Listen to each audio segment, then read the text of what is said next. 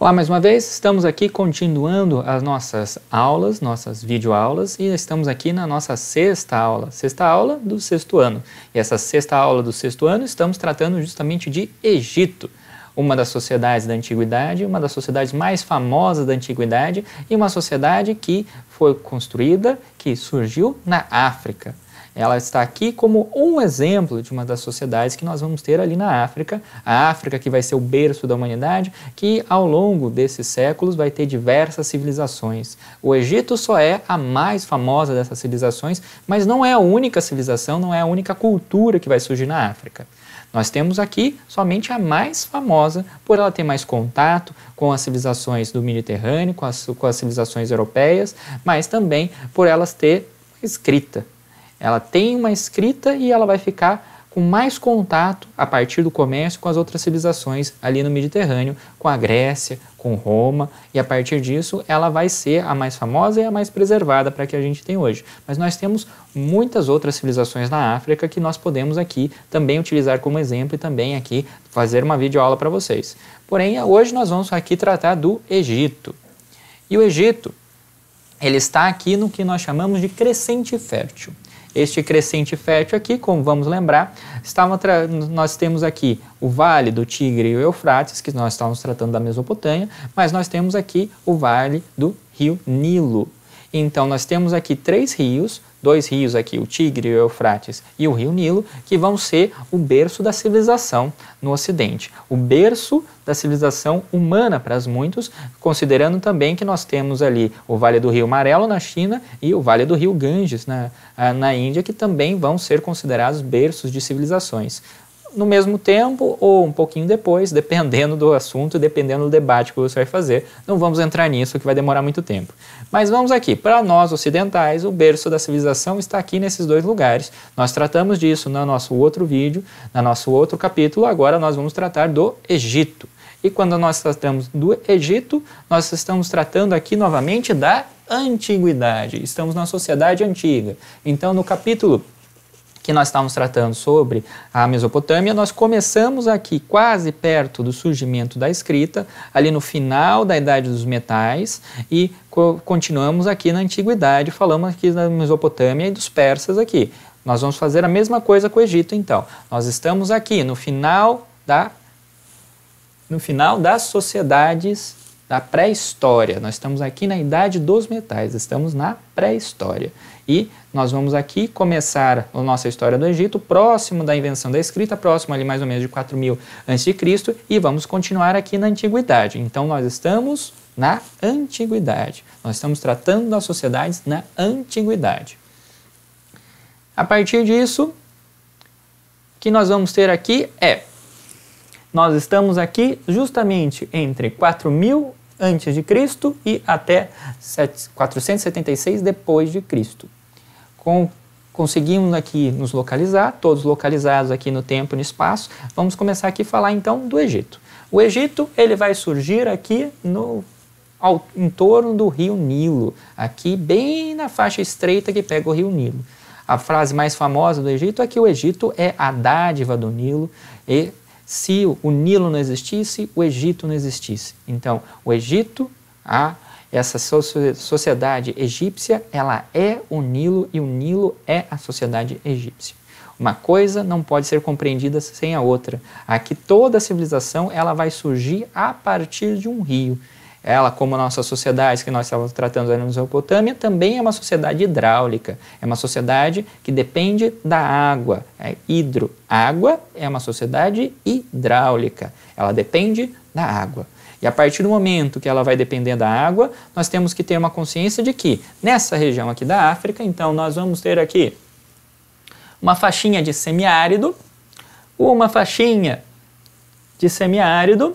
e nós temos aqui deserto. Uma faixa enorme de deserto. O Rio Nilo, portanto, fica no meio de uma faixa gigantesca de deserto e ele atravessa aqui este deserto.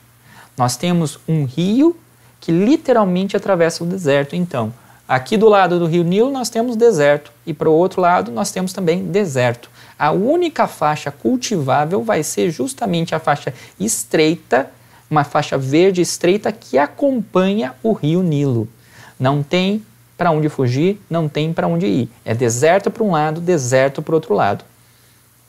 A partir disso, então, o que nós vamos ter é essa faixa verde. Essa faixa verde é onde dá para se fazer agricultura, essa faixa verde é onde vai ter água, essa faixa verde é onde o ser humano pode sobreviver nessa região aqui. Então nós vamos ter aqui a faixa do rio Nilo, essa faixa vai ser ocupada pela sociedade egípcia e nós vamos ter aqui tradicionalmente a divisão entre o Alto Nilo, a parte mais alta do rio, e a parte mais baixa do rio, que vai ser o Baixo Nilo. Então, Alto Egito e Baixo Egito. Alto Egito, ao longo do curso do rio, a parte mais alta do rio, e Baixo Egito, quando você estava chegando na foz, quando você vai chegando no fim do rio. A partir disso, nós vamos ter a sociedade egípcia se formando ao longo disso daqui, formando cidades e formando povoados ao longo do rio e formando aqui no delta do Egito, está vendo aqui o triângulo que o Nilo vai formar aqui, nesse triângulo que é a parte mais fértil do rio, a parte no qual nós vamos ter maior parte da civilização egípcia, as coisas que nós geralmente vamos visitar como turistas na civilização egípcia, aqui nós vamos ter aqui as maiores cidades e os maiores monumentos egípcios bem aqui nessa faixa que é a mais fértil. O que os egípcios vão fazer então é investir em agricultura, mas principalmente eles precisam utilizar cada metro que eles têm de área cultivável, cada metro que eles têm de área fértil para fazer agricultura, eles vão precisar utilizar. Então eles vão desenvolver matemática, eles vão desenvolver técnicas, e eles vão desenvolver ferramentas para eles conseguirem fazer cada área, cada uma das áreas que eles podem fazer agricultura, render o máximo possível. Eles vão fazer, então, canais de irrigação, eles vão fazer toda uma estrutura para render a margem do rio o máximo possível. Isso vai ser algo muito importante para a sociedade egípcia, porque ele vai depender disso daqui para sobreviver. Ele depende do rio Nilo por causa da água, e ele depende do rio Nilo para conseguir irrigar, para conseguir produzir o alimento do qual os egípcios vão sobreviver. Agora, como é que eles faziam isso? Segundo a Discovery Channel, a maior parte das teorias as teorias que estão tentando explicar o Egito já faz anos, alienígenas. Alienígenas vão ajudar o Egito e eles vão, na verdade, as pirâmides, elas são estacionamentos para OVNIs extraterrestres. Agora, saindo aqui das teorias conspiratórias que sempre são... nós somos vítimas ali do tiozão do WhatsApp que vai passando as teorias conspiratórias para a gente. Voltemos ao Egito. Como é que formou então a sociedade egípcia? A sociedade egípcia, ela é uma sociedade que, por ter escrita e por ter um registro da sociedade por muito bem feito, nós conseguimos detectar, e ela é a base de como a gente acredita que as outras sociedades se formaram. Ou seja, a partir do estudo que a gente tem da sociedade egípcia, nós vamos tentando estudar, nós fomos tentando deduzir como as outras sociedades se formaram. Então, os escritos egípcios vão ser muito importantes para a gente nesse sentido. Então, o que a gente vai ter aqui? A gente vai ter os nomos, que são pequenos grupos humanos. Esses pequenos grupos humanos que vão ter o tamanho de uma família, um pequeno conjunto de famílias, eles vão se unir ou entrar em conflito com outros nomos. Então, eles podem se unir com outros nomos de maneira pacífica, a partir de um acordo. Ou então a partir de um conflito, um nomos domina o outro e aquele outro nomo se torna escravo. Mas esses grupos humanos, eles vão tendo contatos e eles vão se unindo de alguma maneira e eles vão se tornando maior. E a partir do momento que eles vão se tornando maior, eles vão formando então, vilas, eles vão formando vilarejos, esses vilarejos vão crescendo até que nós vamos ter a formação do Alto e do Baixo Egito. Nós vamos ter a formação de dois reinos no Egito. Um reino que vai ficar ao longo do rio, o outro reino que vai ficar na foz, no final do rio. E a partir disso nós vamos ter um conflito entre o Alto e o Baixo Egito. O Alto e o Baixo Egito vão entrar em conflito e por algum motivo nós temos, pode ser por uma guerra ou pode ser por uma questão de um acordo ou um casamento entre as duas dinastias, eles acabam se unindo.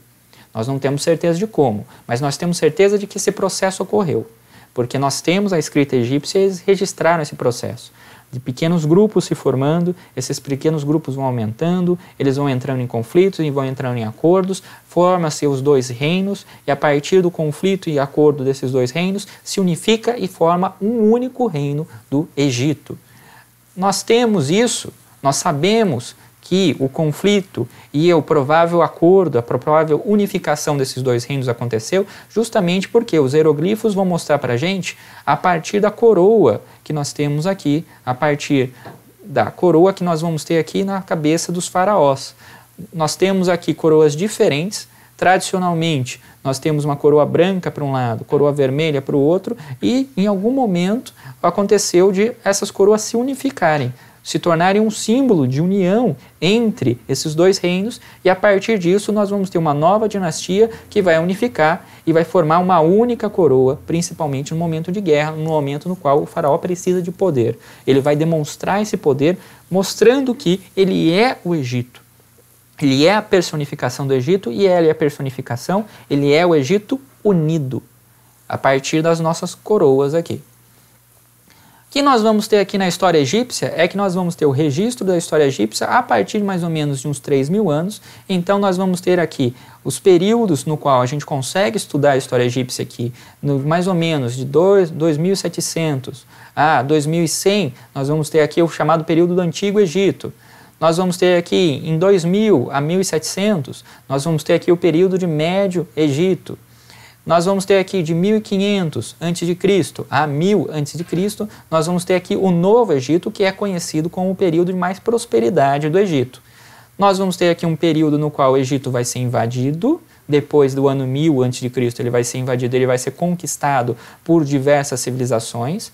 Esse período vai ser mais acelerado a partir de 670 a 30 a.C. O Egito vai ficar na mão de outras civilizações até eles serem conquistados pelos romanos, ali mais ou menos perto do nascimento de Cristo. Então nós temos aqui o Antigo Egito, tradicionalmente ele vai de 3.200 a.C. até 2.300 a.C. O que nós temos aqui nesse período de importante para nós? A construção das pirâmides. Aquelas pirâmides que vocês olham, aquelas pirâmides que vocês veem em filmes, que vocês podem olhar em algum desenho ou qualquer uma pesquisa rápida do Google que você coloque, ela vai aparecer como uma das maiores construções e um dos maiores mistérios da humanidade de como se construiu isso. Nós temos diversas teorias de como se construiu as pirâmides, mas nós sabemos aqui que no ano 2300, próximo do ano 2300, nós tivemos uma seca, nós tivemos péssimas colheitas e a partir disso essa dinastia aqui, ela entra em colapso, ela vai entrar em crise e ela vai acabar. O que nós vamos ter aqui, então, é o Médio Egito. A sociedade se reorganiza depois de acabar com essa união, essa primeira união do Egito. Nós vamos ter aqui em 2050 a 1750, nós vamos ter aqui o Médio Egito, no qual o faraó ele conquista e ele reunifica de novo o Egito. Nós vamos ter aqui um reestabelecimento da ordem dentro ali da região do Egito. E a partir disso nós vamos ter aqui nesse momento aqui no qual vai aparecer os hebreus, que vão começar ali, vai se começar ali o que nós temos na Bíblia contando ali a questão do êxodo e a questão dos hebreus indo para o Egito e fugindo do Egito.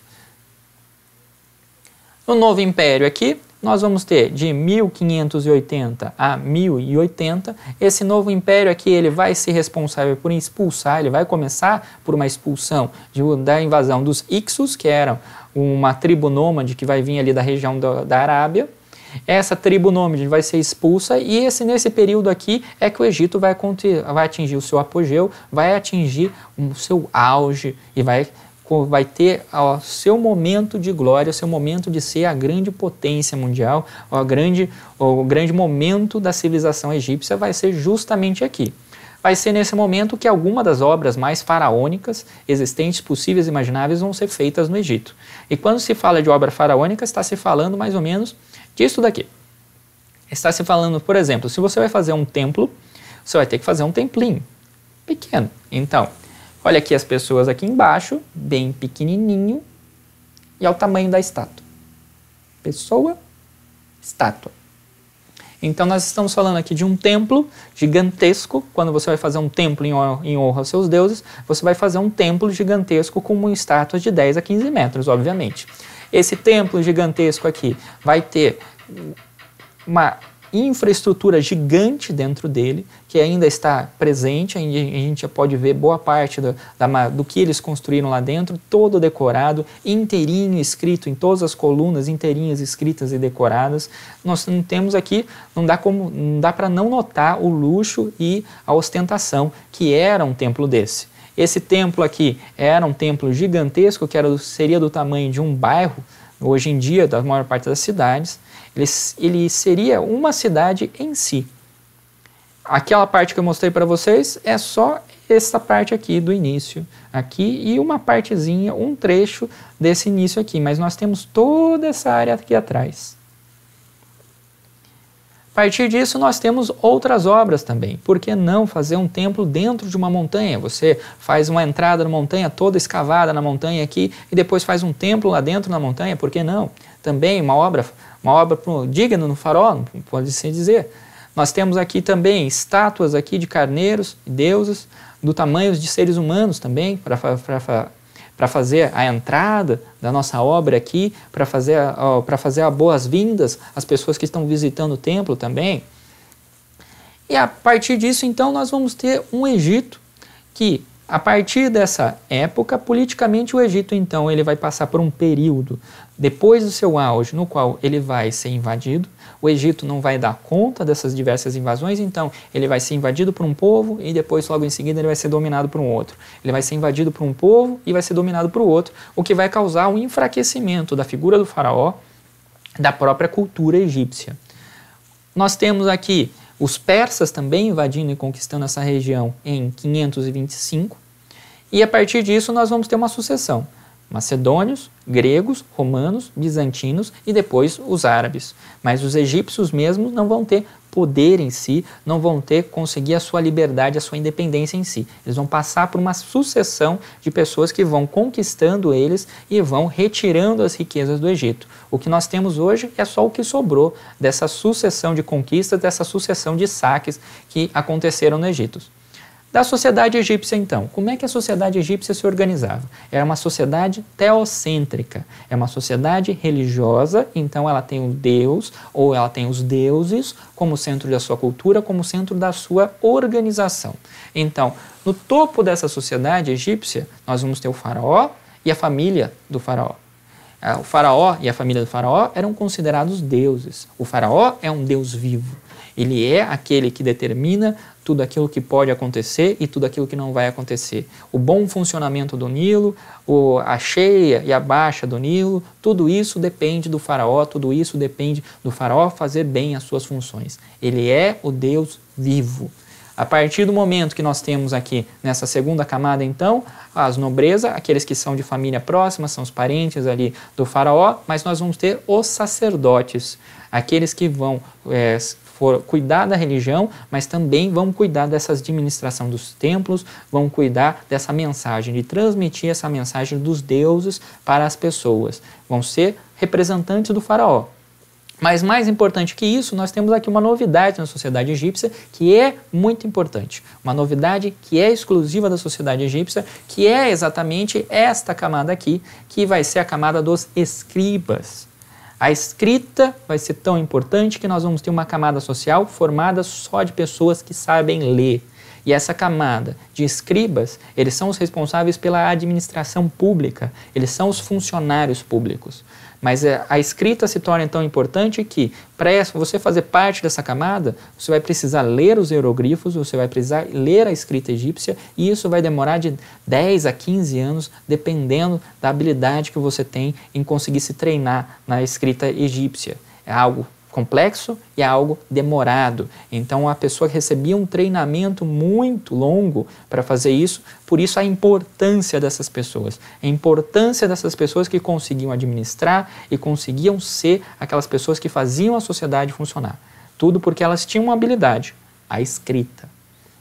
Abaixo deles nós vamos ter os militares, os coletores de impostos e aqueles pequenos donos de terra. A maior parte das terras se não, dependendo da época, todas as terras eram do faraó e ele redistribuía para as pessoas, mas nós temos alguns momentos no qual nós temos pequenos donos de terras. E por último, nós temos aqui embaixo os camponeses e os escravos, que na sociedade egípcia não tinha lá muita diferença. O escravo é escravo, ele é posse, ele é objeto, e o camponês tem um pouquinho mais de direitos do que eles, mas não muito mais. Dessa sociedade egípcia, então, nós temos uma sociedade que é teocrática, Deus como centro de todas as coisas, a religião como centro de todas as coisas, e na cabeça de tudo nós temos aqui o faraó, o Deus vivo. Esse faraó, então, ele tem a função de rei, de juiz, de chefe militar, de grande sacerdote. Ele é aquela pessoa que tem poder absoluto na sociedade. Os funcionários reais, aqueles que ajudavam o faraó, eram os escribas, a camada de escriba que nós vimos, os sacerdotes e os militares estavam responsáveis ali por manter aquela estrutura social e responsáveis ali por manter o faraó no poder. Nós tínhamos uma camada ali na média da sociedade que depois vai se desenvolver com artesãos e comerciantes, principalmente quando a gente está falando do auge do Egito, no momento no qual o Egito está mais rico, mas nós temos a maioria da população é formada na realidade por camponeses ou por escravos que estavam ali prestando serviços, seja serviços domésticos ou em pedreiras ou mesmo na agricultura. Agora, a sociedade egípcia ela vai ser muito importante para nós porque ela vai desenvolver diversas coisas que vão ser necessárias depois. Ela vai desenvolver a matemática, principalmente na parte da arquitetura e na parte da engenharia. A partir do momento que você vai ter que fazer uma obra gigantesca, como aqueles templos que eu mostrei, ou como as pirâmides, o que você vai ter que ter é matemática, arquitetura e engenharia. Eles vão desenvolver o básico que nós temos de construção, o básico que nós temos de matemática. Nós temos também, a partir da religião egípcia, nós temos o desenvolvimento da medicina. Vamos lembrar que os egípcios também são famosos pelas suas múmias, pelo processo de mumificação. E a partir do momento que você está estudando o corpo humano, que você está fazendo ali a dissecação do corpo humano, você está tirando os órgãos da pessoa para preservar aquele corpo para a posteridade, para ele poder reencarnar depois, como era a crença dos egípcios, aqui, o que nós vamos ter aqui é a medicina evoluindo a partir do momento que os egípcios estão estudando o corpo humano para melhor preservar ele. Então, eles estão estudando o corpo humano, estão estudando a função de cada órgão e como cada órgão tem serventia ou não no pós-vida para eles. A medicina, então, vai ter um impulso muito grande com os egípcios.